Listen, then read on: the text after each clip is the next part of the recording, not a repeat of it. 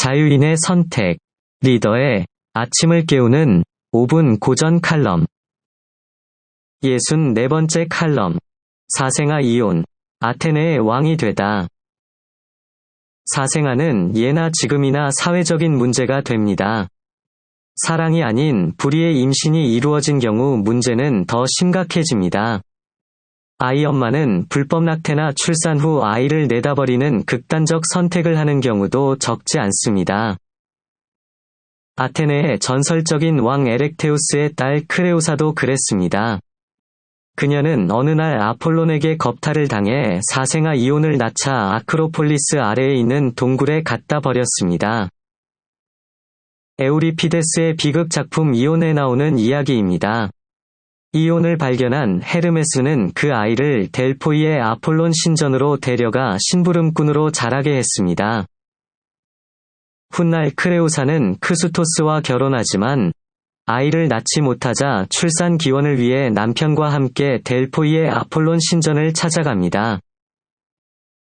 아들을 얻기를 갈망했던 크수토스는 델포이 근처에서 아폴론 신전에서 처음 만나는 사람이 그의 아들이라는 신탁을 듣습니다. 크수토스는 아폴론 신전에서 시동 이온을 처음 만나자 신탁의 말을 믿고 그를 아들로 삼으려 했습니다. 크레우사는 난데없이 낯선 소년을 아들이라고 주장하는 남편을 보면서 남편이 외도로 낳은 자식을 아들로 입양하려는 것으로 오해하고 이온을 죽이려 합니다. 그런데 오히려 이온에게 먼저 발각되어 크레우사는 신문을 받으며 죽을 지경에 이릅니다. 그런데 문답 과정에서 크레우사는 이온이 과거 자신이 버렸던 아들임을 알게 됩니다.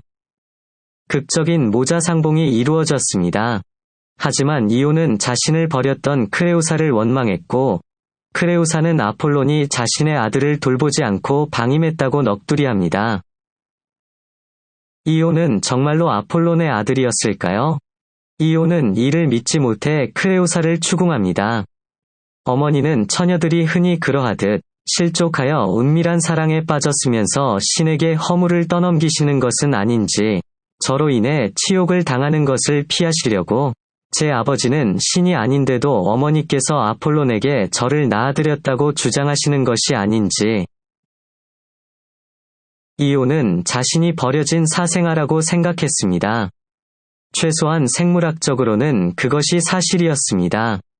그러니 이온이 자신이 아폴론의 아들이라는 주장을 못 믿는 것도 당연했습니다. 아테나 여신이 나타나 이온이 아폴론의 아들임을 인증해주고 나서야 이온은 어머니를 받아들였습니다. 신이 개입으로 이온의 방황과 고민은 해결된 것입니다. 이온은 성장하여 훗날 아테네의 왕이 되었습니다. 그리스 여인들은 사생아를 낳으면 대부분 신이 자식이라고 주장했습니다. 수치와 고통을 극복하기 위해 신들에게 책임을 돌린 이 여인들의 선택이 지혜롭지 않은가요? 그리스인들은 신을 핑계 삼은 이런 주장을 최소한 거부하지 않았던 것 같습니다. 때론 알고도 속는 것이 인생이 아닌가요? 게다가 신이 자식답게 성장하도록 부여한 명예의 힘이란 얼마나 크고 아름다운가요? 오늘의 교훈입니다. 여러 가지 이유로 아버지 없이 자라게 되는 아이들이 생겨납니다. 그것은 어른들의 잘못이지 아이들의 잘못은 전혀 아닙니다. 부모는 아이들이 최대한 좋은 환경에서 자랄 수 있도록 최선을 다해야 하며, 사회도 이런 아이들이 자기 잘못이 아닌 것 때문에 열악한 상황에 처하지 않도록 배려해 주어야 합니다. 자녀 양육을 책임질 수 있는 부모에게서 아이들이 태어날 수 있도록 안정된 사회를 만들어야 하겠습니다. 자유인의 선택. 서양 문명의 원천, 3000년 그리스 인문의 지혜를 만나다.